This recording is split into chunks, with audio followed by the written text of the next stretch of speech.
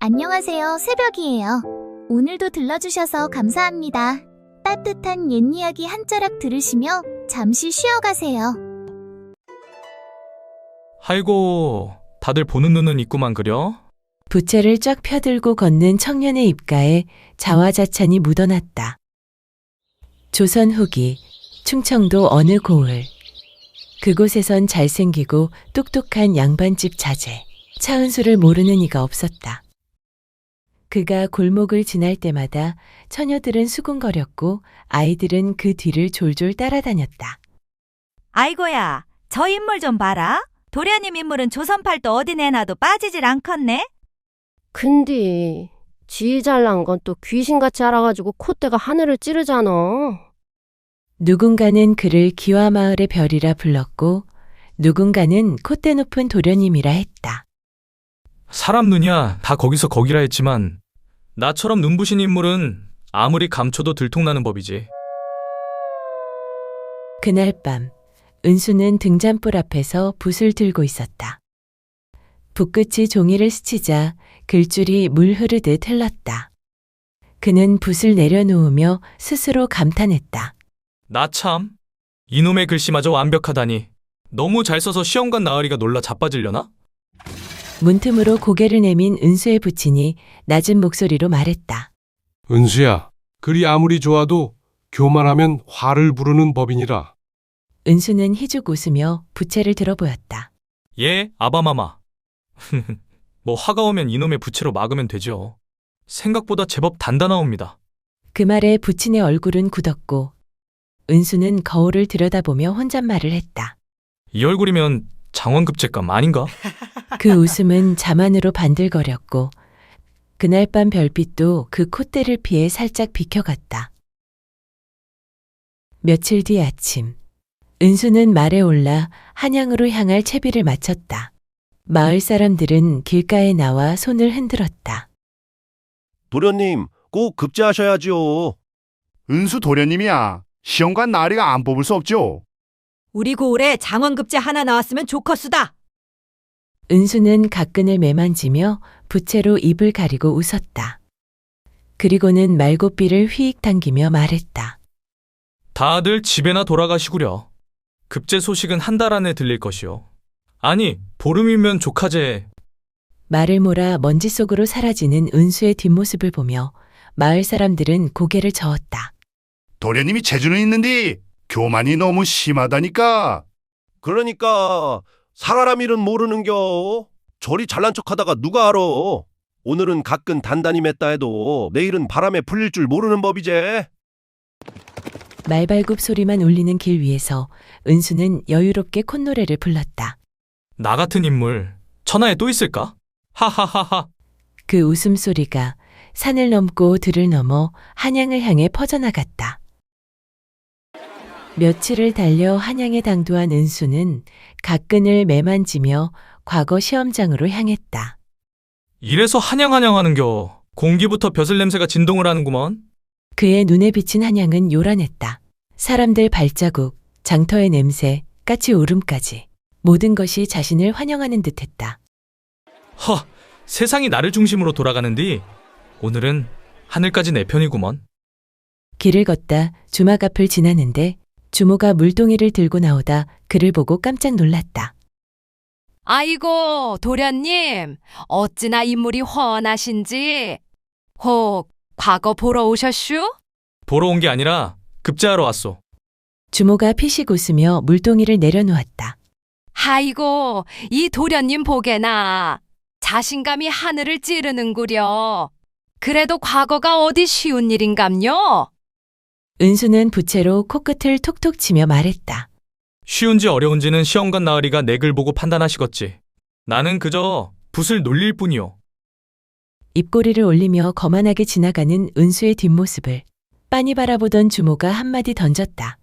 참말로, 인물 구우면 뭐하나. 싸가지는 된장독에 빠졌구만. 시험장 앞은 인산이 내었다. 선비들이 붓을 쥐고 중얼거리는 소리가 웅성거렸다. 그때 어디선가 소리가 들려왔다. 하늘이 점지한 인재만 급제한다더라. 은수는 코웃음을 치며 중얼거렸다. 하늘이 점지한 인재라면 그건 바로 나 차은수 아니겠소? 옆에서 수염이 허연 선비가 눈을 흘겼다. 젊은 양반, 교만은 스스로 화를 부르는 법이요. 은수는 부채로 입가를 가리며 웃었다. 어르신, 교만이 아니라 자신감이라 하는 거요. 말만 달라도 뜻은 천지차이 아니겠소? 그 말에 수염 선비는 코웃음을 치며 돌아섰다. 은수는 그 뒷모습을 보며 혀를 찼다. 참나, 저런 늙은이들이 날 가르치려 드는겨? 나이만 먹었다고 어른인가? 드디어 시험이 시작되었다. 은수는 붓을 들며 미소 지었다. 먹물이 종이에 닿자 글줄이 물처럼 흘렀다. 문장이 스스로 솟아나고 손끝은 춤을 추듯 놀았다. 이 정도면 시험관이 감탄사 한 서너 번은 하겠지. 허허. 옆자리 선비는 땀을 흘리며 붓대를 깨물고 있었다. 은수는 힐끗 보며 속으로 중얼거렸다. 저런 자들이 나랑 같은 시험을 친다니 세상 참 불공평하구먼. 답안을 접으며 그는 스스로 감탄했다. 내 글재주에 내가 놀란다니까? 그때 머리 위로 까마귀 한 마리가 깍 소리내며 지나갔다. 은수는 얼굴을 찡그리며 고개를 들었다. 어휴, 재수없게 뭐여? 나 참. 하필 이때 날아가냐?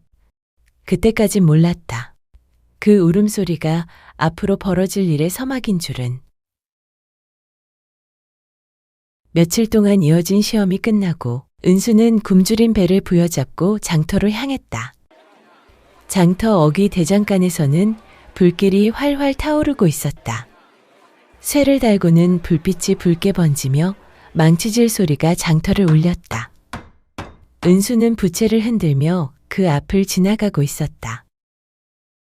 그가 콧노래를 흥얼거리던 찰나 대장장이가 이글거리는 쇳덩이를 집게로 들고 망치를 내리쳤다.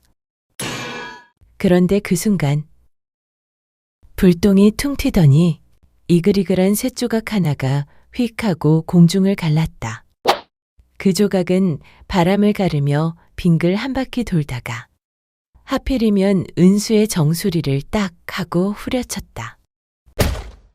순간 은수의 눈앞에 별이 수십 개 터지더니 그대로 뒤로 고꾸라졌다. 두 팔은 벌려지고 갓은 허공을 돌며 나부꼈다. 그의 입에서는 마지막으로 한마디가 새어나왔다. 이게 뭔 날벼락이여. 그리고 그대로 땅바닥에 쿵 하고 쓰러졌다. 아이고야! 불덩이가 사람 머리를 쳤다! 세상에, 숨은 붙었는겨? 살았나 기척 좀 봐라. 대장장이가 눈을 부릅떴다. 이거 참 환장하겠네. 내가 쇠 대신 사람 머리를 두들겼단 말이오? 그 사이 은수는 하늘을 멍하니 바라보며 중얼거렸다. 이게 뭔...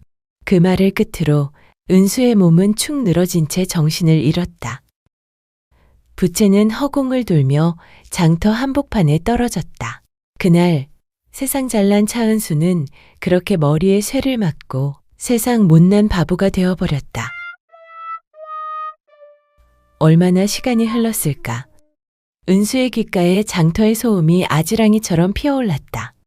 그는 천천히 눈을 떴다. 눈앞은 온통 하얗게 번져 있었고 머릿속은 텅 비어 있었다. 여그가 어딘디유? 자신의 목소리조차 낯설었다. 입에서 흘러나온 말은 어눌했고 혀끝은 제멋대로 꼬였다. 그는 천천히 몸을 일으키려다 비틀거렸다. 갓은 옆으로 기울고 부채는 저만치 굴러가 있었다. 손끝에 잡히는 게 없자 그는 멍하니 주변을 두리번거렸다. 사람들이 웅성였다. 이런, 머리에 불덩이를 맞았는데 살아났네. 저 양반, 눈이 허옇게 돌아버렸어. 그 쇳덩어리를 맞고도 숨이 붙어 있다니 이거야말로 천운이여. 그때 한 마리 닭이 그의 앞을 꼬꼬댁하며 지나갔다. 은수는 그 닭을 보자마자 두 눈을 반짝이며 활짝 웃었다. 멍멍, 이리 오유. 멍멍이 착하지. 헤헤헤. 사람들이 폭소를 터뜨렸다. 하하하! 닭을 보고 멍멍이라 허네. 아이고, 그 잘난 도련님이 바보가 됐구만. 은수는 그 말도 못 알아듣고 닭을 향해 두 팔을 쫙 벌리며 깔깔 웃었다. 허허허. 잡았다 멍멍이. 닭은 놀라 날개를 퍼덕이며 달아났고 은수는 비틀비틀 그 뒤를 쫓았다. 발이 꼬여 그대로 앞으로 고꾸라지자 땅바닥에서 흙먼지가 풀썩 일었다. 그가 흙바닥에 엎드린 채 실실 웃었다. 헤헤. 하늘이 왜 이렇게 도는 거요? 주변 사람들이 걱정 반, 웃음 반으로 다가왔다. 아니, 선비 양반, 괜찮은 거요?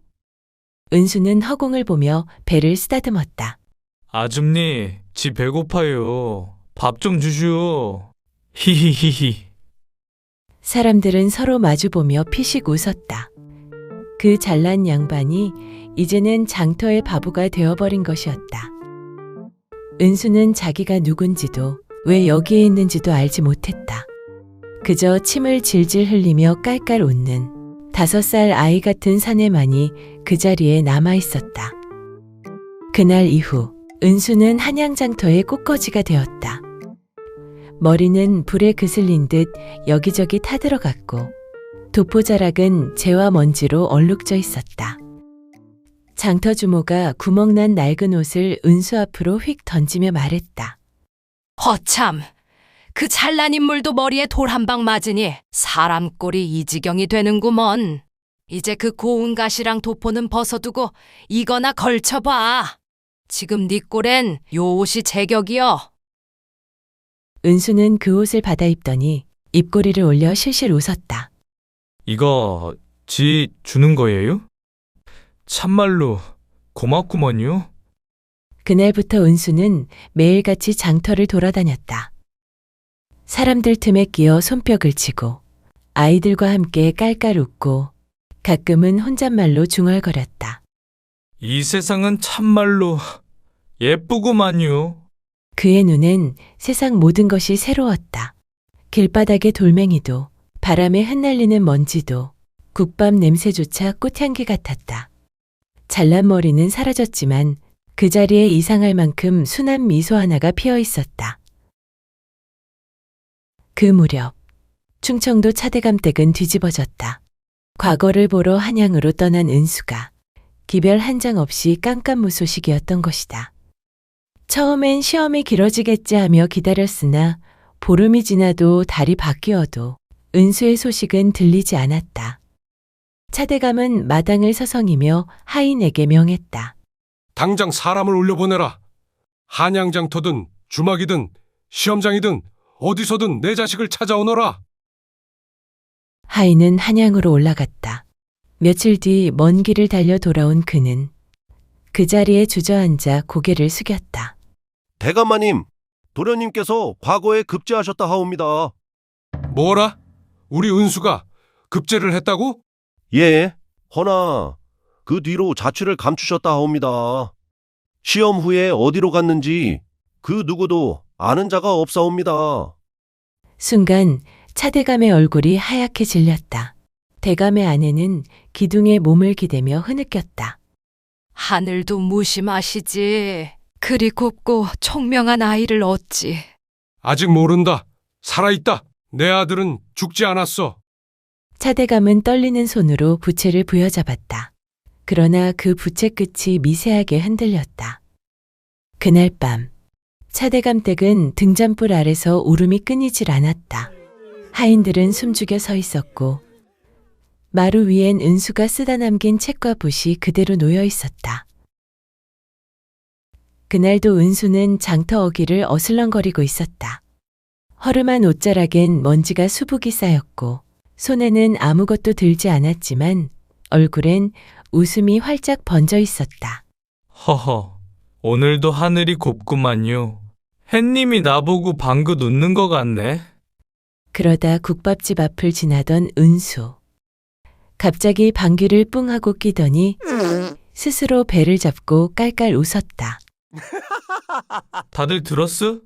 이게 바로 벼슬길 나팔 소리요. 냄새는 또 한양까지 퍼지겄다잉?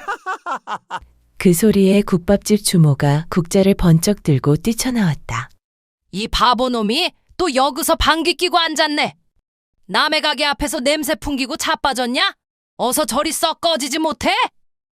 은수는 머리를 긁적이며 해맑게 웃었다. 그럼 남기신 밥이라도 조금만 주시면 안 될까요? 주모는 팔짱을 끼고 그를 위아래로 훑어보더니 코웃음을 치며 말했다. 허참! 입은 거저 놀리니 밥 대신 욕이나 실컷 먹어라잉. 그 말만 남기고 주모는 안으로 들어가 버렸다. 은수는 배를 부여잡고 땅바닥에 털썩 주저앉았다. 그러고는 손가락으로 흙바닥을 긁기 시작했다. 그의 손끝에서 이상하게도 글줄이 술술 흘러나왔다. 이게 무슨 글자인지 모르겠는디 손이 저절로 나가네? 내가 원래 천재였던가벼? 그는 중얼거리며 웃고 있었다. 그때 멀지 않은 곳에서 갑자기 다급한 외침이 들려왔다.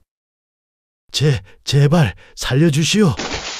사람들이 웅성이며 모여들었다. 징검다리 아래 얕은 물가에서 허리를 굽은 노인이 미끄러져 허우적대고 있었다. 어이쿠야, 저 노인 물에 빠졌네. 이런 어쩌냐? 힘이 빠져 일어나질 못하시는구먼. 하지만 사람들은 다들 손만 휘젓고 있을 뿐 누구 하나 나서지 않았다. 그때 은수가 두 눈을 동그랗게 뜨며 외쳤다. 어르신, 놀지 말고 나와요. 그러다 감기 걸리시겠네. 사람들이 킥킥 웃었다. 허허! 저 바보 또 헛소리 하네. 하지만 은수는 아랑곳하지 않았다. 신발도 벗지 않은 채 첨벙 소리를 내며 그대로 물속으로 뛰어들었다. 어르신, 어서 이리 손 내밀어요. 은수는 물을 가르며 노인에게 다가가 두 손으로 꽉 붙잡았다. 온몸이 진흙투성이가 되었지만 그는 이를 악물고 끌어당겼다. 으쌰, 허, 됐수다. 이리로. 노인을 끌어올린 은수는 헉헉거리며 노인의 등을 툭툭 두드렸다. 어르신, 물 많이 잡셨겠구만요. 오늘 저녁은 안 잡수셔도 되겠수다. 사람들이 박수를 치며 웅성거렸다. 야, 저 바보가 사람 하나 살렸구만. 돌 맞은 머리라도 마음 많은 고운가벼. 노인은 젖은 옷자락을 털며 은수를 바라보았다. 거짓골이 따로 없었지만 그 웃음만큼은 햇살처럼 따뜻했다. 자네 이름이 어찌 되나? 은수는 머리를 긁적이며 빙긋 웃었다. 몰라요. 다들 그냥 바보라 하더만요. 노인은 잠시 말을 잃더니 은수의 손을 꼭 붙잡았다. 남들이 바보라 하여도 자네는 사람을 구한 내 은인일세. 은수는 코를 킁킁대며 피식 웃었다. 그럼요. 다들 바보다 하는디 바보 중에선 지가 원인감이에요. 사람들 사이에서 또다시 웃음이 터져나왔다. 그날 저녁 앞도 잘 보이지 않고 몸이 불편한 구노인을 부축하며 은수는 뒤뚱뒤뚱 그의 초가로 걸어갔다. 이놈 오갈 데 없지? 예. 뭐 그래도 제 집은 저기 느티나무 밑이요. 하늘이 지붕이고 땅이 이불이지요. 노인은 그 말을 듣고 피식 웃었다. 목숨을 살려준 사람을 그냥 보낼 수야 있나? 오늘은 우리 집에서 하룻밤 묵어 가세. 그때 초가마당에서 장을 퍼던 처녀가 눈을 동그랗게 뜨며 걸음을 멈췄다. 할아버지, 이분은 누구세요? 구노인은 빙그레 웃으며 말했다. 내가 개울가 다리를 건너다 발을 헛디뎌 빠졌는데 이 총각이 날 구해줬지 뭐냐? 소다미는 놀란 눈으로 은수를 바라보았다. 얼굴은 진흙투성이요, 옷은 걸레짝이었지만 그 속에서 번뜩인 눈빛 하나에 소담의 가슴이 덜컥 내려앉았다. 은수는 코를 킁킁대며 말했다. 밥 냄새가 구수하니 참 좋구만요. 소다미는 피식 웃으며 작게 중얼거렸다. 흙 묻은 얼굴이 어찌 저리 환하대? 이 집엔 20살 된 처녀가 하나 있었다. 이름은 소담. 맑은 얼굴에 따뜻한 눈매를 가진 여인이었다. 어릴 적 부모를 잃고 오로지 할아버지 군호인만을 의지하며 살아온 처녀였다. 소담아, 어서 저녁 먹자꾸나. 이 총각이 배가 고픈지 배에서 북소리가 나더구나. 소담이는 상을 차리며 조심스레 물었다. 성함이 어찌 되신다 하셨죠? 은수는 머리를 긁적이며 멋쩍게 웃었다. 모르것슈. 이름도 살던 데도 다 잊어버렸슈. 소담이는 놀라 두 눈을 크게 떴다. 그게 무슨 말씀이세요? 자기 이름을 잊었다니. 그런 일이 다 있단 말씀이에요? 은수는 허공을 바라보다가 중얼거렸다. 지가 머리에 돌을 맞았는디요. 그때부턴 아무것도 생각이 안 나요. 그러고는 멍한 눈으로 그녀를 바라보다가 밥 한 숟가락을 떠먹으며 말했다. 아무것도 모르겠는디. 이 고들빼기 김치 맛은 기가 막히네요. 군호인과 소담이는 그 말을 듣고 서로 눈을 마주쳤다. 잠시 정적이 흘렀다가 두 사람은 동시에 피식 웃었다. 허참 바보를 주었는지 보물을 주었는지 모르겠구먼. 그렇게 이상한 총각 하나가 그날로 이 집 식구가 되어버렸다. 그날 이후 은수는 군호인의 집에서 함께 살게 되었다. 먹여주고 재워준 은혜라도 갚겠다며 팔을 걷어붙였지만 제대로 하는 일이라곤 하나도 없었다. 허허, 장작 패는 건 누가 이리 하래? 이건 뭐 도끼가 나무보다 더 불쌍하구먼. 군호인은 혀를 차며 웃었고 은수는 머리를 긁적이며 멋쩍게 웃었다. 도끼가 지 맘대로 놀아서 그렇죠. 나무는 가만히 있는디 도끼가 삐뚤어지니. 허술하기 짝이 없는 손놀림이었지만 이상하게도 글만 보면 눈이 반짝였다. 책을 거꾸로 들어도 줄줄 읽어내리니 군호인이 눈을 동그랗게 뜨며 감탄했다.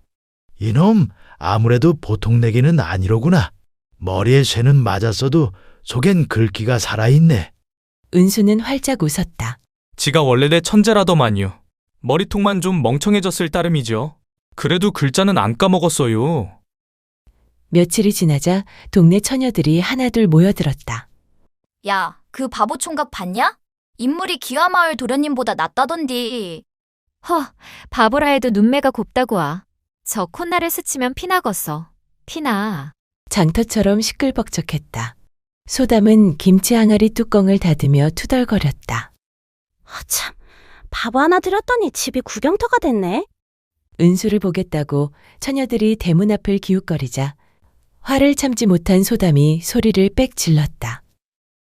참, 여기가 사람 구경터인 줄 아나? 바보 구경 왔으면 돈이라도 내고 보시든가. 구경이 공짜인 줄 아슈? 그 말에 처녀들이 깔깔 웃으며 흩어졌다. 소담은 여전히 인상을 잔뜩 찌푸리고 있었다.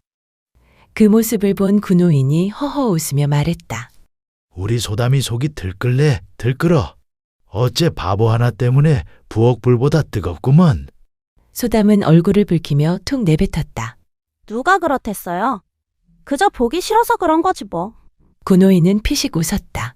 허허, 보기 싫은디 문 밖에서 떠드는 소리엔 귀가 솔깃하구나. 소담은 그제야 얼굴을 돌리며 작은 목소리로 중얼거렸다. 보기 싫은 건 맞는데 괜히 신경이 쓰이네, 참말로. 그 사이 은수는 마당에서 닭이랑 씨름을 했다. 거봐요. 이기면 밥 한 술 더 다잉. 자, 덤벼보슈. 닭이 꼿꼿하며 날개짓하자 은수는 혼자 깔깔대며 뒤로 벌렁 넘어졌다. 아이고, 닭 양반이 이겼네요. 공평하게 밥을 나눠 먹어야겠네. 그 광경에 군호인은 배꼽을 잡고 웃었다. 허허, 저놈은 세상 걱정이 없구먼. 닭하고도 저리 잘도 노는구만. 어느 날 소담이 떡을 쪄 장에 나갈 채비를 하자 은수가 눈을 반짝였다. 그거 제가 들게요. 지가 이래봬도 힘은 장사라요. 잘 들어요. 밤새 찐 떡이니 쏟기라도 하면 큰일 나요. 둘은 장터로 향했다. 소담이 떡을 팔고 은수는 손님들 앞에서 호객을 했다. 여기 떡 한 입 먹어보셔요. 세상 근심이 사라지고 복이 절로 붙는 맛이어요. 이 떡 한 개면 오늘 하루가 다 달라진단께요. 손님들이 웃으며 떡을 샀다. 소담은 얼굴이 붉게 달아올라 고개를 숙였다. 허참, 창피하게 왜 그런 소리를 해요? 진심이니까요. 은수가 떡 하나를 집어 입에 넣으며 진지하게 말했다. 내가 먹어본 세상 음식 중에 이게 제일 맛나요. 거짓말 안 보태고잉? 그 눈빛이 너무나 진심이라 소담의 귀끝이 붉게 물들었다. 계절이 바뀌고 두 사람은 함께 밥을 짓고 빨래를 널고 개울가에 나가 발을 담갔다. 소담이 물을 튀기자 은수가 내 옷 다 젖잖요. 하며 따라 튀겼다. 둘은 개울가 바위에 앉아 마주 웃었다. 내가 늘 말했지? 그 해벌쭉 웃음 좀 고치라고. 사람들이 바보라 놀리잖아. 은수는 그 말에 해맑게 웃었다. 뭐 바보면 어떠요? 세상 다 바보라 해도 소담이만 나 바보라 안 하면 되는겨. 그것만으로도 충분허요. 며칠 뒤 하늘이 무너질 듯 비가 퍼부었다. 군호인이 장에 나간다고 하자 은수가 벌떡 일어났다. 어르신, 지가 다녀올게요. 두부 한 모랑 무 하나면 되죠? 그러나 산길은 생각보다 험했다. 빗물에 흙길이 질퍽거렸고 은수는 미끄러운 바위에서 발을 헛디뎠다. 아이고! 비에 젖은 흙길을 대굴대굴 굴러떨어진 은수. 두부 보자기는 공중에 날렸고 무는 저 아래로 굴러갔다. 비는 그치지 않았고 그 뒤로 아무 소식도 없었다. 그날 밤 소담과 군호인은 초가 안에서 두 손을 꼭 모았다. 제발 무슨 일 없어야 할 텐데. 소담의 목소리가 떨렸다. 그놈 반드시 걸어 다시 올게야. 워낙 복도 많은 놈이니께. 군호인이 소담의 어깨를 토닥였다. 다음 날 장대비가 그치고 햇살이 퍼졌다. 새소리가 들려오는 산속. 축축한 흙 위에 은수가 누워 있었다. 눈부신 햇빛에 눈을 찡그리며 그는 천천히 일어났다. 이마를 짚자 따뜻한 피가 굳어 있었다. 여기가 어디요? 주위를 둘러보던 그는 갑자기 머릿속을 번쩍 스치는 기억들에 몸을 굳혔다. 장터의 불길, 시험장, 부채, 까마귀의 울음, 모든 게 물결처럼 밀려왔다. 은수? 그의 입술이 떨렸다. 그래, 내 이름은 차은수였어. 은수는 자신의 손을 천천히 바라봤다. 굳은 살 박힌 손. 그러나 그 속엔 예전의 자신이 고스란히 깃들어 있었다. 그동안 내가 대체 무얼 하고 있었던 게냐? 그의 눈에 묘한 미소가 번졌다. 바보의 웃음이 아니었다. 다시 양반 차은수의 눈빛이었다. 한참을 걸어 마침내 은수는 군호인의 초가 앞에 섰다. 낡은 대문 사이로 익숙한 장독대가 보였다. 그 아래서 소담이 고무래를 들고 마당을 쓸고 있었다. 그의 그림자를 느낀 듯 소담이 고개를 들었다. 그 순간 두 사람의 눈이 마주쳤다. 소담의 손에서 고무래가 탁 하고 떨어졌다. 그녀의 눈이 휘둥그레졌다. 진흙투성이로 웃던 바보 총각이 이제는 선비의 눈빛으로 서 있었다. 소담의 입술이 파르르 떨렸다. 도대체 어디 있었던 거야? 그새 무슨 일이...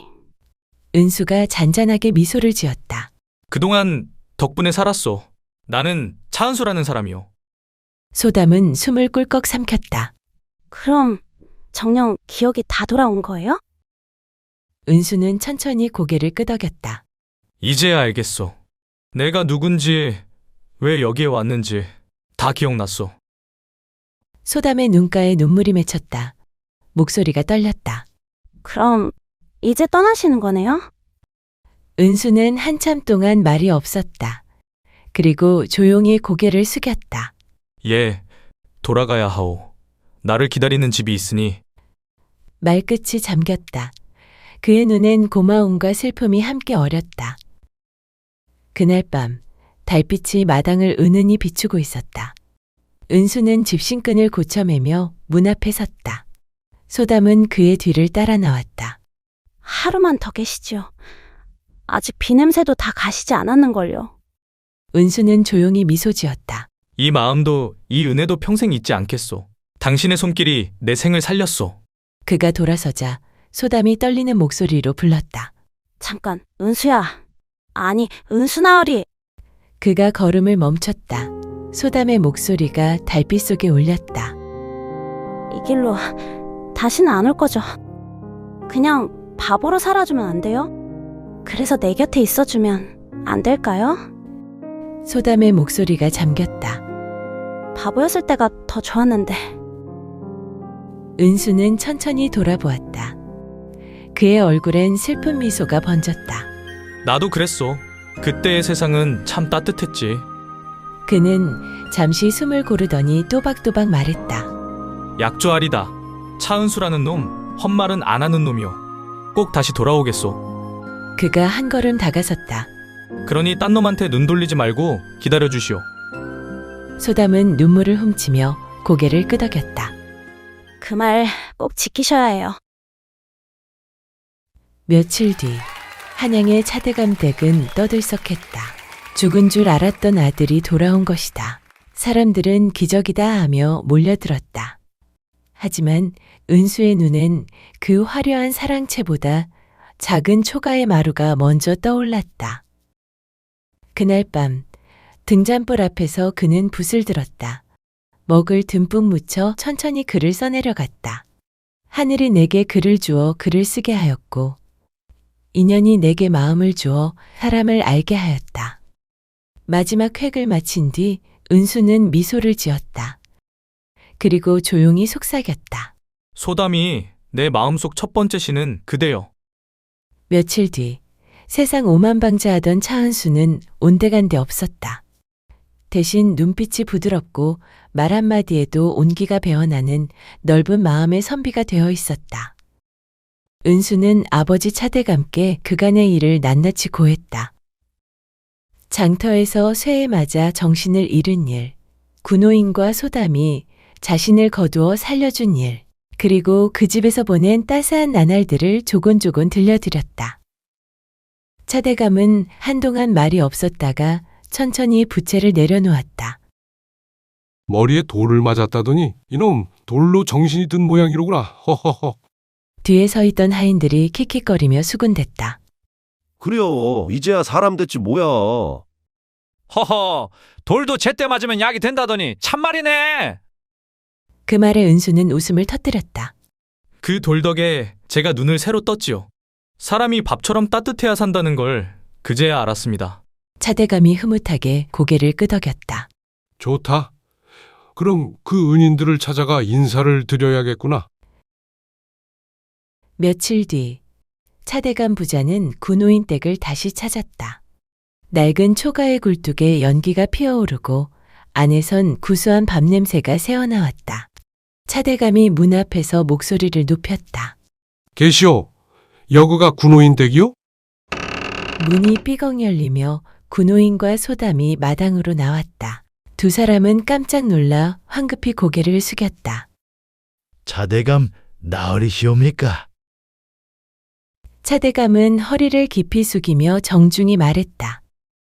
그대들이 아니었더라면 내 아들을 다시 보지 못했을 것이오. 이 은혜를 어찌 다 갚겠소. 군호인은 손을 내저으며 황송해했다. 별 말씀을 은수 나으리가 먼저 내 목숨을 구해준 걸요. 우린 그저 받은 은혜를 갚았을 뿐이옵니다. 그 말에 차대감의 눈가가 촉촉이 젖었다. 그때 은수가 앞으로 나서더니 소담을 바라보며 조용히 입을 열었다. 소담아, 그의 목소리는 더 이상 어눌하지 않았다. 이제 나랑 함께 가시오. 할아버님 모시고 우리 집으로 가자 하오. 소담은 깜짝 놀라 얼굴이 새빨개졌다. 아니요. 그럴 순 없어요. 저희는 평민이옵니다. 양반댁 문턱을 넘는 게 어디 쉬운 일인가요? 그때 차대감이 호탕하게 웃음을 터뜨렸다. 이놈이 그대들 아니었으면 벌써 저승길 갔을 터인데 무슨 평민이 어쨌다는 게요. 내겐 벼슬보다 은인이 귀하오. 신분 따위 허울은 이 집 문 안에서 필요 없소이다. 군호인은 감격에 겨워 눈시울을 붉혔다. 대감 나으리 이런 황송한 말씀을 다 하시니 몸둘 바를 모르겠소. 그때 은수가 소담의 손을 조심스레 잡았다. 봤지요? 그가 살짝 웃으며 말했다. 내가 장원급제한 놈이라니까요. 바보가 돼도 글은 술술 읽었잖요. 소담이 웃음을 터뜨리며 손을 툭 쳤다. 참, 또 시작이네. 잘난 체는 돌에 맞아도 안 죽는다니까요? 차대감은 그 모습을 보고 흐뭇하게 웃었다. 허허허, 이번엔 그 잘난 체가 귀엽구나. 이 아비가 보기에도 말이야. 해가 저물었다. 초가마당엔 따뜻한 밥 냄새가 감돌고 군호인과 차대감 그리고 은수와 소담이 한상을 둘러앉았다. 차대감이 술잔을 들며 말했다. 오늘은 좋은 날이요. 아들도 돌아왔고 은인들도 만났으니 이보다 더한 경사가 어디 있겠소. 군호인도 잔을 받으며 고개를 숙였다. 과분한 대접이옵니다. 나으리. 은수는 소담을 바라보며 조용히 말했다. 예전엔 세상이 내 중심인 줄 알았소. 그런디 이젠 그대 하나면 좋카오. 소담이 부끄럽게 고개를 숙였다. 그 말 참말이죠? 참말이지. 이번엔 돌이 아니라 하늘이 내린 복이요. 군호인이 웃으며 잔을 높이 들었다. 허허, 그럼 오늘은 돌 대신 술잔을 부딪힙시다. 네 사람의 웃음소리가 초가를 가득 채웠다. 그렇게 세상 잘난 양반 차은수는 세상에서 가장 따뜻한 사람으로 돌아와 진짜 장원을 이루었다.